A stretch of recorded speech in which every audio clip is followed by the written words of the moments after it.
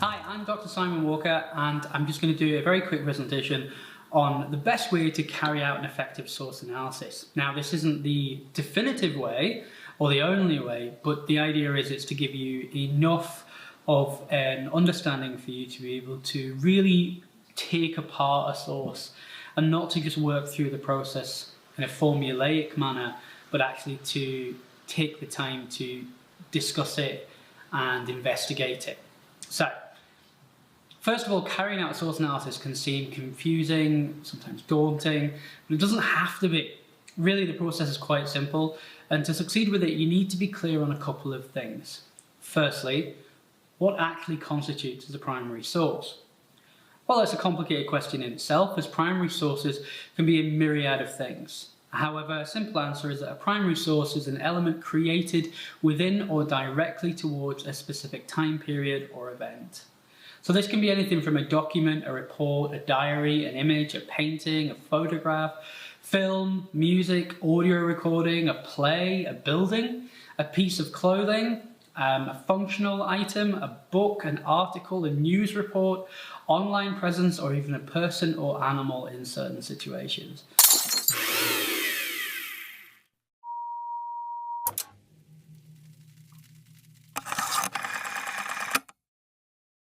As well as tons of other things that I've not listed for you there. The point here is that practically anything within your eye line right now could be a primary source in the future.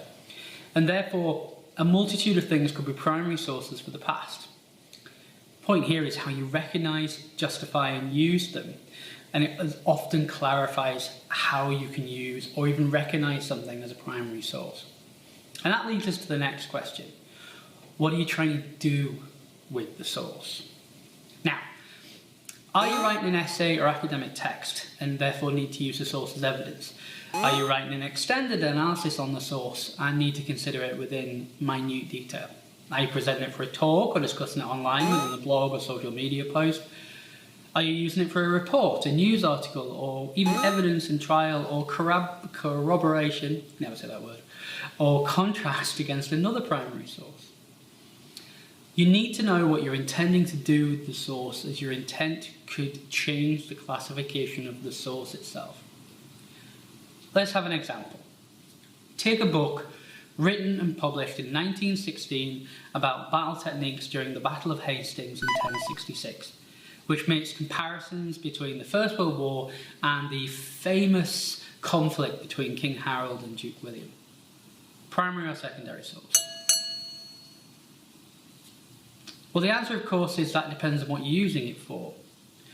If you're using it to consider aspects of the First World War for that time period, for, say, consideration of battle techniques, education, academic research in that period, or the impact of war permeating into culture and everyday life, then absolutely. From the source, you can make a number of points about the period, its wording, the knowledge within it, and the publication that pertains to a range of contextual topics. However, if you're using it as a source about the Battle of Hastings, then it's potentially not a primary source, having been written nearly 1,000 years later after the event. No one involved in its production having been present at the original battle. At least, I don't think there's any way they could, short of time travel or an extended life period. This moves it closer to a secondary source, and then questions have got to be asked again. Is this a decent repository for information, considering its distance from the event? And the age of the source compared to when you're using it. For example, if you're looking at it in, say, 2020, why are you looking at a piece of work written on a battle 1,000 years beforehand, written 100 years ago? Confused? Well, it gets worse. Now, if, for example, you're writing an essay about the interpretations of the Battle of Hastings with the aim to identify changes or exaggerations in keeping with contextual events, e.g. a rise of militarism during the First World War, which were encouraged through enhanced militaristic interpretations of the Battle of Hastings due to public and political mood, then you're back to a political source again. back to a primary source. It's not a political one. Well, it could be a political one. It could be both. But the more important thing here is it's a primary source. Again, essentially, it's about how you use it and what you're trying to glean from it. And once you understand this, sources will shift from being these mystifying, insane documents to exciting collections and collectibles capable of enhancing your arguments. And it's incredible just how far you can take that. Now, once you understand the different versions of the sources and once you've agreed on how you're going to use that source, you now need to understand the surrounding background to the source, leading us to the next point, which is, what do you know about the period and topic surrounding the source? Now, a source is only going to give you an incredibly narrow window into the past. Think of a piece of academic work like a broken mirror, with each source a small shard of glass that alone tends to offer a distorted reflection which is hugely open to misinterpretation. That doesn't mean that the information in the sources isn't valuable, quite the opposite. But a single source, similar to like a single chocolate in an empty box, isn't enough to satisfy you. The solution to this tends to fall into two camps. The first one is using more primary sources. I'll give you another example. So if I told you a duck was bright pink, doesn't make it true. If I wrote it down in a letter and sent it to you, it's still not true, or potentially still not true. Now, if we both saw a pink duck and both wrote it down, then it's perhaps more likely to be true because we are corroborating ourselves. Still questionable. Now, if 1,000 people saw that pink duck and wrote it down, and then wrote songs about it, took pictures of it, made paintings and movies about it, then at that point we're going to have to potentially accept that there was a pink duck. Now, the size, shape and shade of that duck is likely to cause future historians and, ornithologists to come to blows during conferences and post-conference drinks in the future. But this is the art of corroboration. More witnesses, e.g. sources, more likelihood that the event occurred. However, the kind of fly in the ointment here, the spanner in the works, all that kind of nonsense, is that perception is fickle. And I've written Trixie Pixie. I don't know why I've written Trixie Pixie. I think it fits though. You know, perception is fickle and Trixie Pixie. And often individual subjectivity will throw up new versions of events ranging in a difference from slight to significant. For example, I might think the duck was the size of a small dachshund, whereas you may think that the duck is the size of a Labrador puppy. Who knows? Here you have a choice. As an academic, writing an essay or doing research, you can keep searching, keep finding and analysing more and more primary sources without end to try and pull it all together, or you turn to the source busters. Yeah, I can't believe I said that either. I'm good. I hope that I've taken the time to put like a source busters. What I mean here is academics and researchers. Again, secondary sources. Now, like the paranormal busting experts that I'm alluding to without infringing copyright, call in the specialists to rid yourself of that pesky pixie poltergeist, because they have spent years of their lives and buckets of tears and so much tea pouring through more sources than you ever could for a single essay or analysis to bring together a beautifully constructed rendering of the past that other academics will immediately set up and set upon and tear from limb, like savage wolves on a full moon hunt. Nevertheless, within this jewel of knowledge is a repository of source consideration that you can use to support your own points and corroborate that single source that you had found, between checking through Twittergram and indulging in a little light box set binging, which is rather difficult to say than write. No longer do you have to sweat and wrestle with the poorly written, vague recollections of the past. Allow an underpaid and significantly underappreciated academic to do that hard work for you.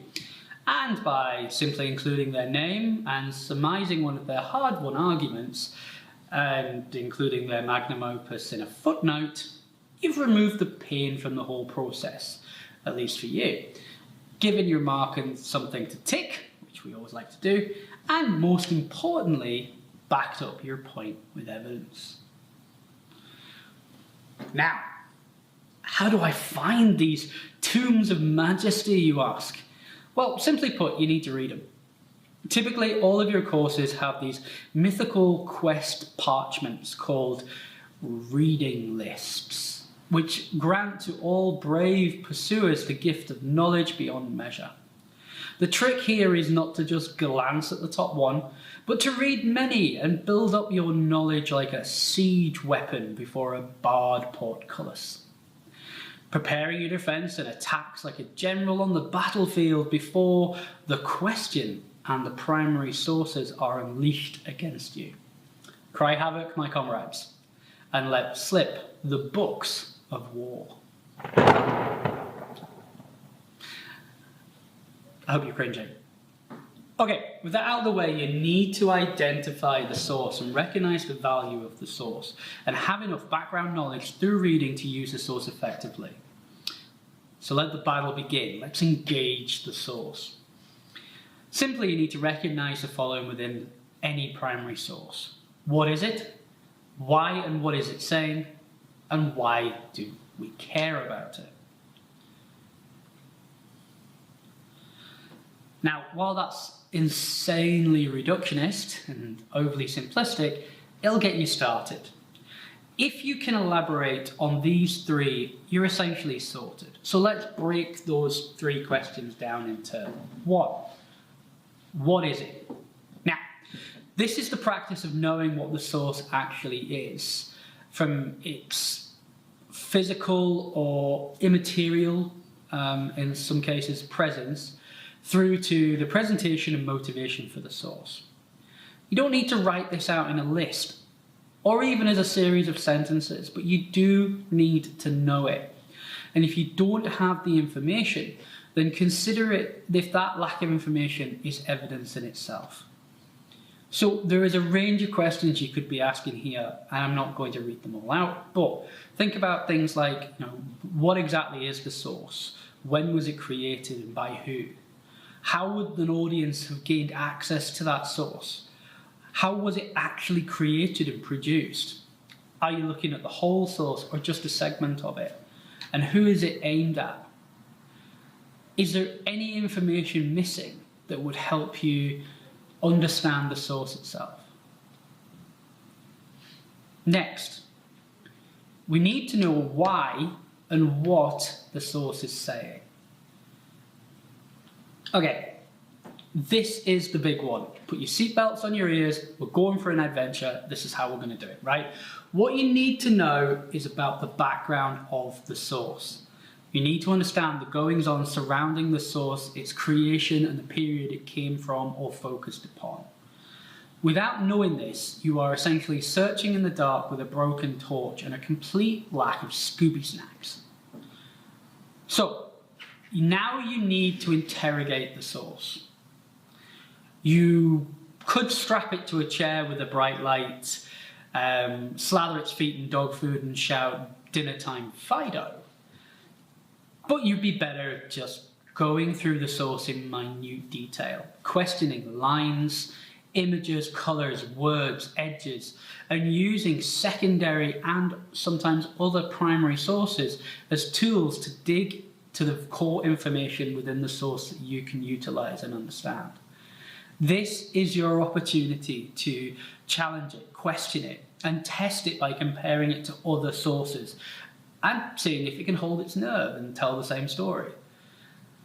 Remember, like great detectives, you went to great lengths to bring this miscreant in, to find it. Don't let it get away from you. You have to interrogate and test it. I realise I've made that sound more fun than it is, although I think it's lots of fun. So I retract that comment. I think it's great fun. Kind of questions you want to be thinking are, what's the context behind the source? Time period, particular occurrences, general knowledge, that kind of stuff. You know, why was it created? Why was the creator of it that person? You know, why did they do that to create it if it was created by an individual or a group? You're now thinking about their motivation. What are the key points within it?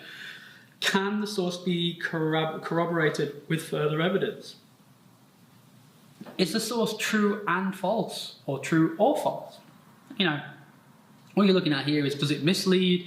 Is it presenting false information? Is it presenting what was believed to be true at the time?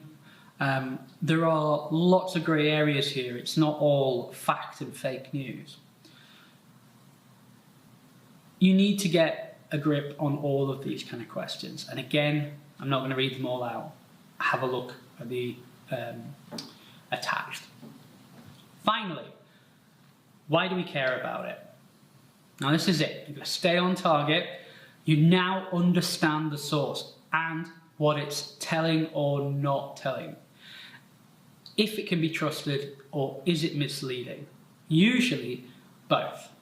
But, and I'm sorry to say this, but the pencil pushers upstairs are completely uninterested in your intuition. They need facts, they need evidence, they need cause. They're going to drop this case until you can justify pursuing the angle. And you need to prove this, you need evidence, or it's curtains for you. You are out of the department, detective over. Not sure at what point we became detectives. Anyway, to do this, you need the first two sections. And you need to be aware of the goal of considering the source in the first place. You're now justifying the source because of what is potentially within or even not within it. You've already built your arguments by this point, but you also need to understand why this particular source is the one from which you can gain the information rather than the other thousands of rogues out there, the ones that you lined up against the, what do you call it, the parade line up, and then you've gone, that's the source for me. Why that one? You need to justify this. And to do that, we need to answer some questions. You know, how does this add to your argument and your investigation? How have you accounted for the bias and the misinformation? Or what does it tell you that you didn't already know? Or what does it corroborate that you were trying to uncover? Does it tell you evidence or enhance evidence that you found elsewhere? Are you using it, you know, as an accomplice? I think I just made you the criminal. Anyway, what's the point is the big question here. And believe it or not, that's it. Now, truth be told, you could write a 5,000 word essay on a single source. It's easy done. But it can also be easy to be deceived by a sneaky source that they are your one true source. You know, your, what I like to think of as your source mate that seeks you out. They're not, they lie. They're part of a collection of sources from which you can build an excellent academic piece of work. You can't do it on a single source alone. It's impossible. This is why you've got to test each source. You've got to corroborate it with other materials, secondary and primary sources. You've got to incorporate it into your narrative argument. Anytime you do a source analysis, it's very rare that you'd be looked for to present a formulaic, this is the source, this is what it says, etc. What we're looking for is a process of narrative consideration and elimination interwoven with academic evidence and your own arguments. As a last metaphor, if you're still struggling to see the value of strong academic sources and the use of primary sources within an essay, try this instead. Think of your essay, or whatever academic piece of text you're trying to write, like a car that you're trying to construct part by part. If you use ineffective and poorly considered resources in your essay, it's like trying to build the car using blueprints from a Lego set.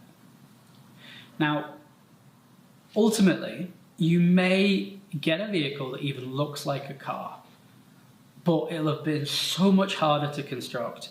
You have to force all the pieces together, and worst of all, it's not going to take you anywhere. Keep that in mind, and good luck.